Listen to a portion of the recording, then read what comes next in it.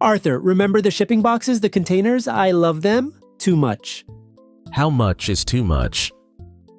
My app is now 11 containers. Web, database, cache, workers. And last night, the payments box just quietly died. Nobody noticed for 6 hours. Congratulations. You've outgrown managing boxes by hand, and you've discovered why Kubernetes exists. Kubernetes? I've been afraid of that word for 2 weeks. It's Greek for helmsman, the person steering the ship. Fitting, right? All those shipping containers need a captain. So what is it? An orchestrator. You hand it your containers and a description of how things should be, and it makes reality match, constantly, automatically. Description like what? Like, I want 3 copies of the web box, 1 database, and the payments box always running. That's it. You declare the destination, not the driving directions. And when my payments box dies at 3 a.m.?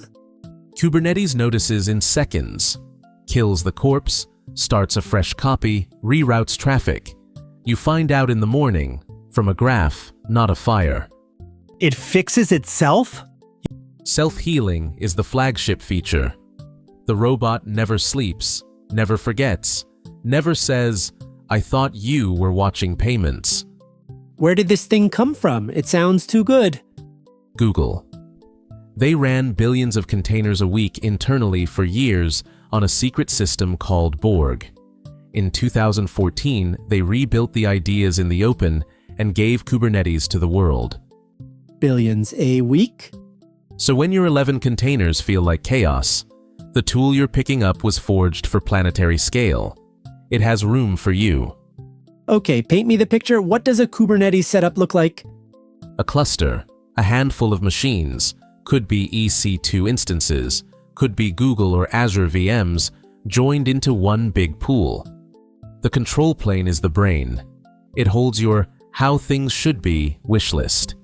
The other machines, the nodes, are where boxes actually run. And I talk to the brain, not the machines? Exactly. Dear cluster, 3 web boxes, please. The brain schedules them onto whichever nodes have room. A node explodes. Boxes move. You don't care where anything runs anymore. That's what genuinely new way to think about servers. Cattle, not pets. No more naming your servers and nursing them back to health. Quick pause. 2 weeks ago, I couldn't define a container. Today, I'm explaining cluster brains. If you're learning at this speed too, follow the channel. It compounds. Next Tuesday goes deeper. Pods, deployments, services, the actual vocabulary. Now, the suspicious question, if Kubernetes is free and open source, what are AWS, Google, and Azure selling? Sharp. Running the control plane yourself, the brain, is genuinely hard.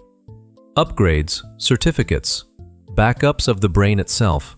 So each cloud sells a managed brain, EKS on AWS, GKE on Google, AKS on Azure. Same Kubernetes. They babysit the control plane. You bring the containers. Same standard box, same standard captain, any cloud? Which is Kubernetes' quiet superpower. Your setup becomes portable. Clouds compete for you. The boxes made my APP portable. Kubernetes makes my whole architecture portable. Now you're dangerous for real. When should someone not use it? Honesty hour.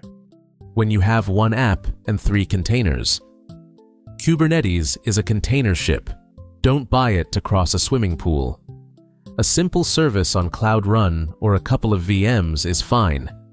So complexity budget, spend it when the chaos is real. You've been listening. All right, land it. What is Kubernetes?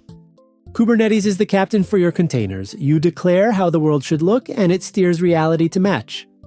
It heals what breaks, scales what's busy, and doesn't care which cloud it's standing on. EKS, GKE, AKS. Born from Google's billions a week scale, free for everyone, overkill for tiny apps, perfect for box chaos like mine. Flawless. Next Tuesday, pods, deployments, and services, the captain's actual commands. 11 containers, zero fear. See you Tuesday. Bring the payments box. It's grounded.